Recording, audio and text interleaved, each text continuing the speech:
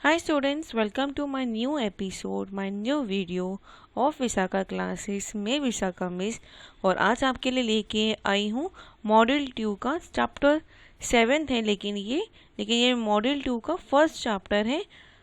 Preparation of the final account of sole proprietor हम यहाँ पे सीखने वाले हैं। फाइनल अकाउंट कैसे बनाया जाता है, किस तरीके से बनाया जाता है, ये हम इस चैप्टर में देखेंगे। तो आज हम देख रहे unit 1 final account of non manufacturing entries के देखने वाले हैं। तो ये जो लेक्चर है, आज का ये जो वीडियो है फाइनल अकाउंट का, बहुत इम्पॉर्टेंट है सभी स्टूडेंट्स के लिए। 11th standard, 12th standard, CA M.Com B.Com सभी स्टूडेंट्स के लिए बहुत इम्पॉर्टेंट है। तो वीडियो को एंड तक जरूर देखना। और अगर आप मेरे चैनल पे फर्स्ट टाइम आए हो, इट्स रिक्वेस्ट कि आप मेरे चैनल को सब्सक्राइब कर लो और बेल आइकन को भी ज़रूर क्लिक कर देना, जिससे आपको मिलते रहे मेरे वीडियो के नोटिफिकेशंस। और आज का लेक्चर हम स्टार्ट करते हैं। तो इसमें ये जो फाइनल अकाउंट या नॉन मैन्युफैक्चरिंग बिजनेस एंट्रीज होती हैं, इसमें 3 हिस्सों में हम डिवाइड करते हैं: trading account, profit and loss account and balance sheet. अब हम बाद में इसके बारे में एक एक करके हम देखेंगे। अब ये जो फाइनेंशियल स्टेटमेंट जब बनता है, ये जो फाइनेंशियल स्टेटमेंट वो 2 हिस्सों में बनता है। एक है इनकम स्टेटमेंट, जहाँ पे हमें मालूम पड़ती है कि उस कंपनी की कितनी इनकम है और उस कंपनी का कितना इनकम का जो स्टेटमेंट है, मतलब कौन से लेवल है, कितनी इनकम वो नेटवर्थ कमा रहा है, वो हमें इनकम स्टेटमेंट से मालूम पड़ता है। पोजीशन स्टेटमेंट से मालूम पड़ता है वो किस पोजीशन पे है, क्या वो सबसे वर्ल्ड का सबसे रिचेस्ट पर्सन है या सेकेंड रिचेस्ट पर्सन या थर्ड रिचेस्ट पर्सन है, तो हमें ये पोजीशन स्टेटमेंट से मालूम पड़ता है। अब ये जो फाइनेंशियल स्टेटमेंट है, हर साल जब ख़त्म होता है, एंड ऑफ द ईयर जब होता है, ख़त्म हो जाता है, तब हम ये बनाते हैं फाइनेंशियल स्टेटमेंट। अब आता है इनकम स्टेटमेंट, 2 हिस्सों में डिवाइड है। एक है ट्रेडिंग अकाउंट, एक है profit and loss account. Trading account से हमें मिलता है ग्रॉस प्रॉफिट और ग्रॉस लॉस, और प्रॉफिट लॉस अकाउंट में मिलता है नेट प्रॉफिट और नेट लॉसेस। ठीक है। ट्रेडिंग अकाउंट वो होते हैं जो फैक्ट्री से रिलेटिव ट्रांजेक्शन्स होते हैं। वापस रिपीट कर रही हूँ, ट्रेडिंग अकाउंट वो होते हैं जो फैक्ट्री से रिलेटिव ट्रांजेक्शन्स होते हो। प्रॉफिट एंड लॉस अकाउंट वो होता है जो ऑफिस से रिलेटिव या एडवर्टाइजमेंट से रिलेटिव जो भी ट्रांजेक्शन्स होते हैं वो हम यहाँ पे करते हैं। बैलेंस शीट में आता है लायबिलिटी एंड असेट्स। लायबिलिटीज मतलब जो हमारा कर्ज, और असेट्स मतलब जो हमारी वहाँ पे प्रॉपर्टीज हो गई हैं, मशीनरीज हो गई हैं, बिल्डिंग्स हो गई हैं, तो ये सब मेरे असेट्स से, इसी से मेरी क्या चलती है, कंपनी चलती है, तो वो सब मेरे क्या हो जाते हैं, असेट्स। ठीक है।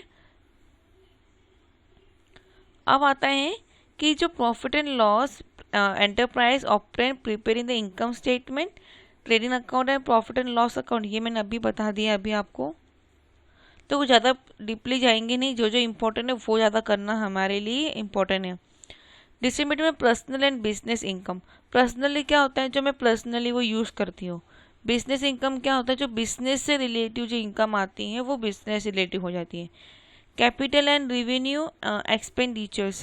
तो capital and revenue expenditure, capital expenditures क्या होते हैं, जो कैपिटली, तो ये जो दोनों हैं हमारे, वो क्या हैं, डिफरेंट टाइप के इनकम और एक्सपेंडिचर है। इन दोनों को हमें क्या अलग अलग करके रखना चाहिए। असेट्स को बैलेंस शीट में जैसे हम रखते हैं वैसा। All materials information is to be disclose.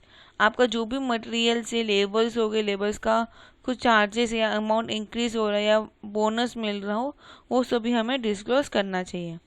Record only current period transaction. Current period transaction मतलब उस साल के जो रिकॉर्डिंग होते हैं, ट्रांजेक्शन्स होते हैं, वही हमें उस फाइनेंशियल ईयर में हमें रिकॉर्ड करना रहता है।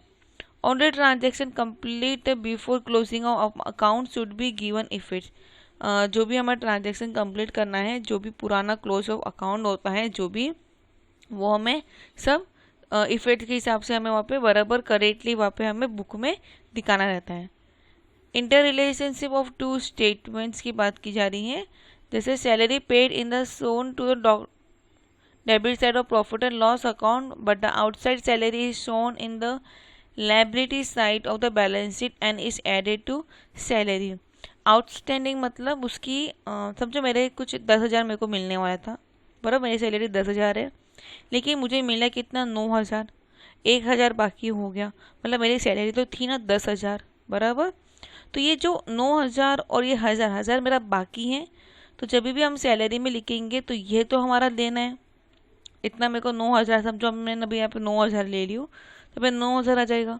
और आउटस्टैंडिंग मेरी सैलरी कितनी बाकी है, अभी तक 1,000 बाकी है, तो यहाँ पे आ जाएगा मेरा 10,000। अब आउटस्टैंडिंग बाकी है, आउटस्टैंडिंग सैलरी का मतलब क्या हो जाता है कि उन कंपनी वाले को जो भी वहाँ पे वर्कर काम कर रहा है उसको देना है, तो उसको देना है, जब देना है तो वो लायबिलिटी हो जाती है, लायबिलिटी हो जाती है, इसलिए आउटस्टैंडिंग सैलरी में 1,500 आ जाएगा। यहाँ पे डेप्रिसिएशंस की बात की जाती है। डेप्रिसिएशन फिक्स एसेट जो भी होते हैं हमारे, उसके ऊपर डेप्रिसिएशन के चार्जेस लगते हैं, जो भी परसेंटेज दिए रहेंगे वो एक तरह से हम चार्ज लगा देंगे और उसको प्रॉफिट एंड लॉस में जाके डेप्रिसिएशन के अकाउंट में डाल देंगे टू डेप्रिसिएशन अमाउंट। अब आता है ट्रेडिंग अकाउंट। ट्रेडिंग अकाउंट जैसे मैंने आपको पहले ही बता दिया, प्रॉफिट एंड हमारा जो भी फैक्ट्री रिलेटिव जो भी होगा वो सब हम यहाँ पे लिखते हैं। जैसे ओपनिंग स्टॉक लिखेंगे, ऐड परचेस करेंगे, ऐड डायरेक्ट एक्सपेंस करेंगे, जो भी अमाउंट आएगा कॉस्ट ऑफ गुड्स सोल्ड मतलब सेल्स की अमाउंट माइनस कर देंगे और क्लोजिंग स्टॉक हमें यहाँ पे मिल जाता है। अब ये देखिए ट्रेडिंग अकाउंट अगर हमें टी फॉर्म, इसको हम टी फॉर्म बोलते हैं, ये बीच में से लाइन और ये टी फॉर्म होता है, जहाँ पे हम परचेस स्टॉक लिखते हैं, ओपनिंग स्टॉक लिखते हैं, परचेस का लिखते हैं, अगर कुछ रिटर्न आउटवर्ड हुआ रहेगा तो लेस कर देंगे परचेस में से। रिटर्न आउटवर्ड मतलब हमने कुछ परचेस किया और उसको रिटर्न कर रहे वापस बाहर की तरफ, आउटवर्ड की तरफ रिटर्न किया जा रहा है तो माइनस कर देते हैं। Direct expense, FIDE and charges, customs and insurance, wages, gas water fuels, factory expense and royalty of product. वहीं यहाँ पे क्रेडिट साइड में सेल्स लेस रिटर्न इनवर्ड्स आ जाएगा, बाद में क्लोजिंग स्टॉक, और अगर प्रॉफिट एंड लॉस जो भी हमें मिलेगा, अगर ये साइड ज़्यादा है डेबिट साइड तो हमें लॉस होता है, अगर क्रेडिट साइड ज़्यादा होता है तो डेबिट में हम लिख देंगे प्रॉफिट हो जाता है हमारा। ये देखिए इस तरीके से यहाँ पे अकाउंट यहाँ पे ये बन जाता है।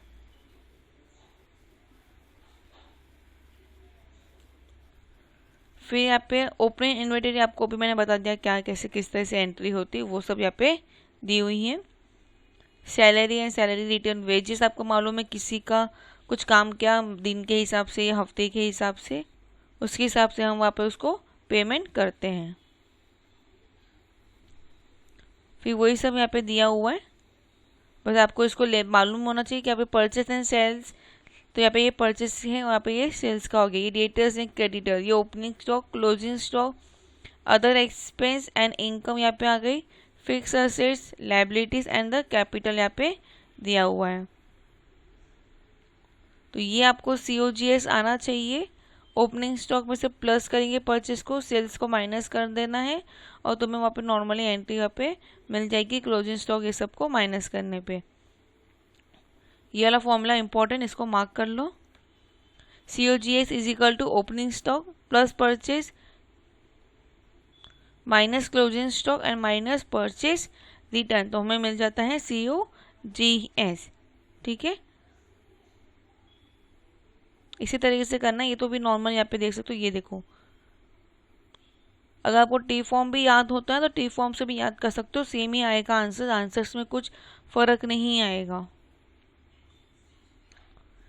देखो return outward account to purchase account, ये इसी को हमने एंट्रीज में फॉर्म किया है, लेस आउटवर्ड ही किया है। फिर sales to sales account to return inverse, ये सब यहाँ पे एंट्रीज हुई है। अब आता है profit and loss account. Profit and loss account हम फैक्ट्री से या एडवर्टाइजमेंट से रिलेटिव जो भी होती हैं वो सब हम यहाँ पे प्रॉफिट एंड लॉस अकाउंट में डालते हैं। सेम इसमें डेबिट एंड क्रेडिट बनता है। देखो मैन्युफैक्चर एक्सपेंस, जो भी मैन्युफैक्चर मतलब ऑफिस रिलेटिव एक्सपेंस हो गया, मेंटेनेंस एक्सपेंस हो जाएगा, सेलिंग एंड डिस्ट्रीब्यूशन एक्सपेंस मतलब एडवर्टाइजमेंट से रिलेटिव जो भी, फाइनेंस से एक्सपेंस हो गया, अब नॉर्मल लॉसेस हो जाते हैं। फिर ये आता है क्रेडिट साइड में अदर इनकम हो गया, नॉन ट्रेडिंग इनकम हो गई, अपनॉर्मल गेन्स जो भी होंगे वो ये साइड आएंगे। सेम इसमें वहाँ पे अगर ट्रेडिंग अकाउंट में अगर प्रॉफिट होता है, ग्रॉस प्रॉफिट, तो हम क्रेडिट साइड लिखते हैं, अगर लॉस होगा तो हम डेबिट साइड लिखेंगे। यहाँ पे भी हमें प्रॉफिट एंड लॉस फाइंड करना है, तो अगर आपका डेबिट साइड ज़्यादा है तो क्रेडिट में आएगा नेट लॉस, अगर क्रेडिट साइड ज़्यादा है तो डेबिट में आएगा नेट प्रॉफिट। इसको हम ट्रांसफॉर्म करते हैं कैपिटल अकाउंट में, ये चीज़ आपको यहाँ पे ध्यान रखना है। ड्राइंग जो चार्जेस होता है वो 6 महीने के लिए चार्जेस होता है, ड्राइंग पे इंटरेस्ट जो भी चार्ज होगा वो 6 महीने के लिए इंटरेस्ट ले चार्ज हो जाता है।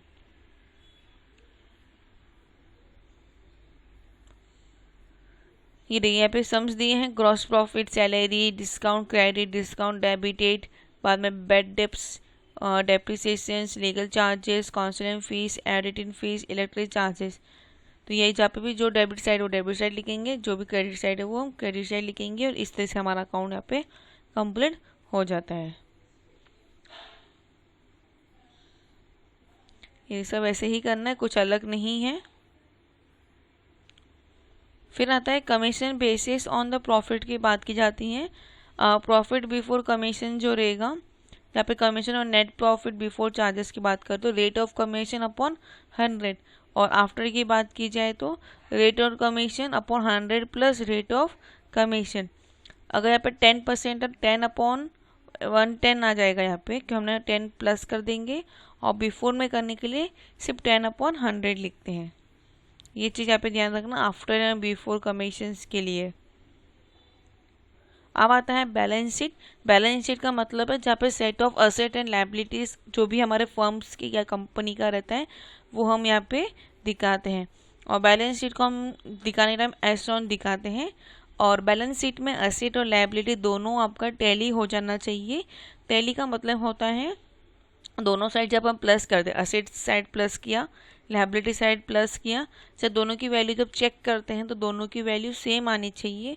अगर अलग अलग आती है तो आपने कहाँ पे मिस्टेक्स की हैं, या ट्रेडिंग अकाउंट में, या प्रॉफिट एंड लॉस अकाउंट में, या फिर बैलेंस शीट में ही। देखिए इस तरीके से आएगा। यहाँ पे आ जाता है हमारा ट्रेड पेबल्स हो गया, क्रेडिटर्स हो गया, कैपिटल्स हो गया है, ये सब ये साइड आएंगे। वही हमारा यहाँ पे cash in hand, trade receivable, inventory, machinery, stock, debtors, debtors में से फिर हम बैड डेप्स माइनस करते हैं, ये सब भी यहाँ पे आते हैं।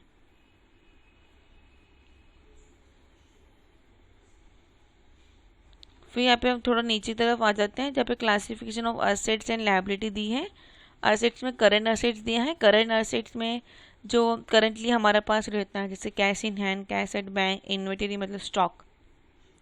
लॉन्ग टर्म असेट जो आज मैंने खरीदा वो लॉन्ग टाइम चलेगा, जैसे मशीनरी, बिल्डिंग्स, ये सब। इनटेंजिबल असेट जो दिखते नहीं लेकिन है असेट्स होते हैं, कॉपीराइट्स हो गया, गुडविल्स हो गया, ये सब। लायबिलिटी में करंट लायबिलिटीज़ जो करंटली होती है, creditor and bill payable. Long term liabilities के लिए जहाँ पे ये लॉन्ग लीग के लिए हम वहाँ पे वो यूज़ करते हो। अब देखते हैं हम फॉर्मेट कैसे बनाना है। आपको फॉर्मेट बनाना है बैलेंस शीट एज ऑन 31 मार्च या जो भी रहेगा, दिसंबर रहेगा तो दिसंबर हम लिखेंगे। लायबिलिटी साइड एंड असेट्स लिखेंगे। यहाँ पे कैपिटल अकाउंट लिखेंगे, कैपिटल अकाउंट का बैलेंस हम यहाँ पे लिख देंगे। अगर नेट प्रॉफिट हुआ तो ऐड करेंगे, लॉस हुआ तो माइनस करेंगे।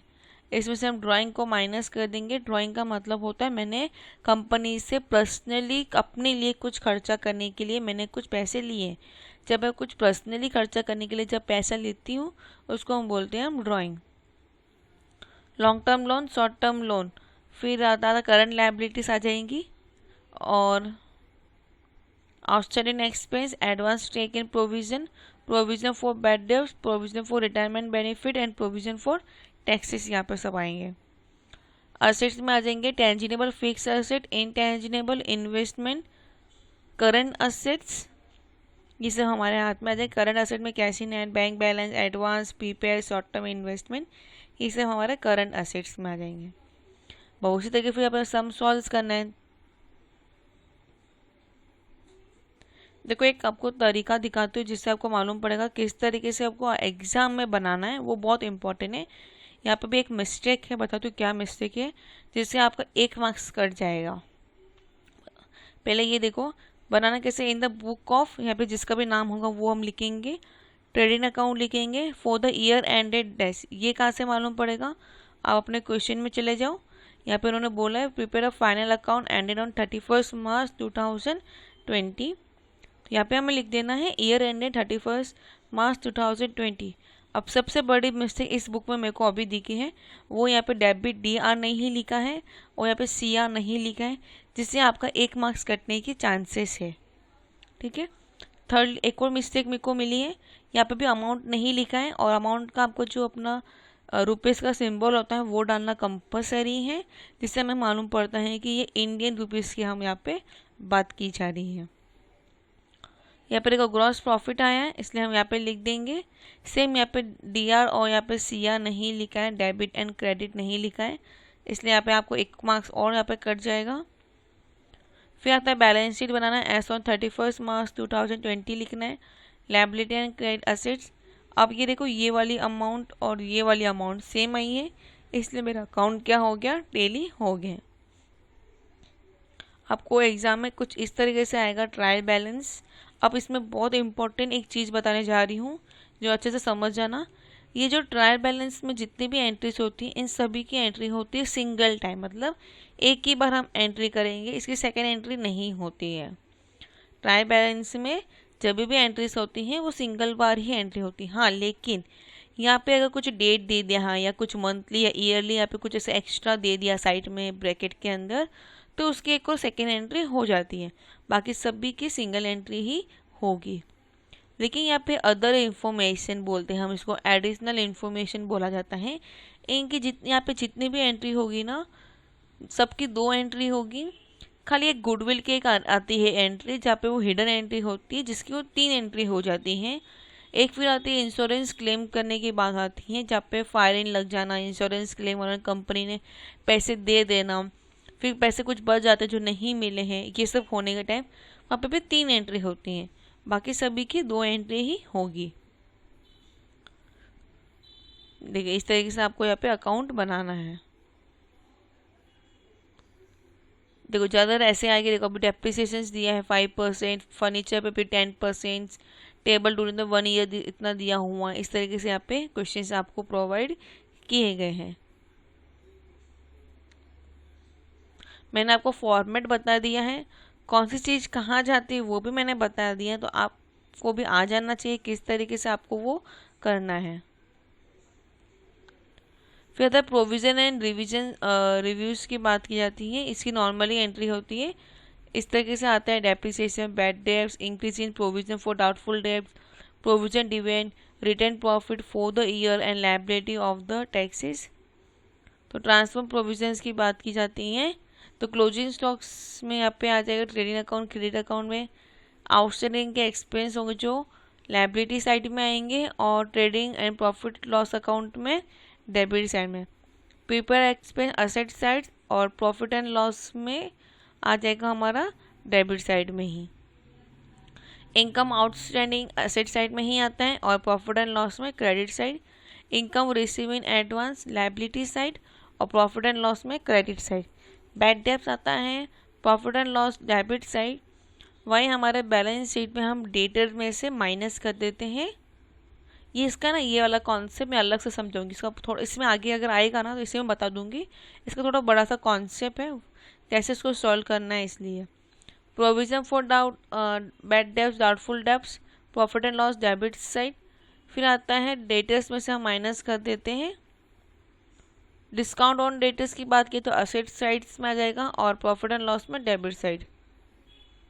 देखो डेप्रिसिएशन का दिया है डेबिट साइड, और बैलेंस शीट में asset side.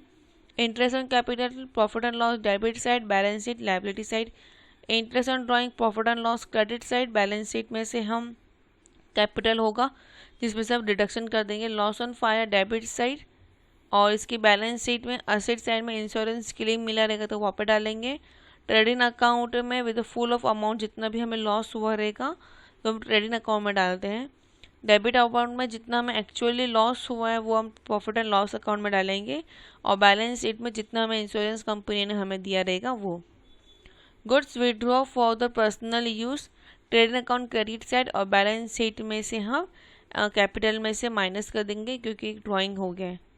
Good distribution as a free sample profit and loss debit side, और आ जाता है ट्रेडिंग अकाउंट के क्रेडिट साइड में से, या फिर डिडक्ट कर दो या परचेस में से, दोनों में से आप एक कर सकते हो। Sales of goods on the approval basis, usually it is not given in the trial balance, तो इसके ट्रेडिंग अकाउंट का क्रेडिट साइड में आ जाता है और बैलेंस शीट में असेट साइड, जिसमें आप डिडक्शन करते हैं। तो इस तरीके से यहाँ पे आपको एंट्रीज वहाँ पे होती हैं। तो यहाँ पे आपका ये लेसन कंप्लीट हो जाता है। यूनिट 1 कंप्लीट करा दिया है मैंने। आगे मैं आपको यूनिट 2 बताऊंगी, जिसमें आपको अलग अलग में कॉन्सेप्ट्स और भी एक्सप्लेन करा दिए जाएंगे वहाँ पे। तो आज के लिए बस इतना ही। इसके नीचे आपको पूरा टेस्ट एंड नॉलेज दिया गया है, जिसे आप खुद तो अपने हिसाब से कोई सॉल्व कर सकते हो। सम्स बहुत ईजी हैं, इतना ध्यान रखना, शॉर्टकट बता दिया मैंने। ट्रायल बैलेंस ट्रेडिंग अकाउंट में वही आता है जो फैक्ट्री से रिलेटिव खर्चा होता हो। अब फैक्ट्री से रिलेटिव खर्चा आपको मालूम है, वेजेस एंड सैलरी आया तो ट्रेडिंग अकाउंट, लेकिन अगर सैलरी एंड वेजेस है तो सैलरी पहले आती है, ऑफिस में हमें सैलरी मिलती है, इसलिए प्रॉफिट एंड लॉस अकाउंट में जाएगा। प्रॉफिट एंड लॉस में क्या आता है, ऑफिस रिलेटिव, मैन्युफैक्चर मतलब कंपनी जहाँ पे है ना, खड़ी है जहाँ पे कंपनी है, उसका जो भी खर्चा होता हो, एडवर्टाइजमेंट करना हो या गोडाउन का खर्चा हो गया हो, ये सब जाता है कहाँ पे, प्रॉफिट एंड लॉस अकाउंट में। बैलेंस शीट में जाता है लायबिलिटी एंड असेट चले जाएंगे। ठीक है, इस तरीके से तुम्हें यहाँ पे सॉल्व करना है। सभी सम आपको ऐसे ही सॉल्व करना है। अगर आपको कुछ भी डाउट हो या कुछ भी प्रॉब्लम हो तो आप मुझे कमेंट कर सकते हो। प्लस मुझे आप टेलीग्राम चैनल पे विशाखा CA एकेडमी पे भी आप मुझे फॉलो कर सकते हो। वहाँ पे भी आप मुझे क्वेश्चंस दे सकते हो, मैं आपको सॉल्व करके वो दे दूँगी। तो बस आज के लिए इतना ही। Bye, take care and all the best for your exams.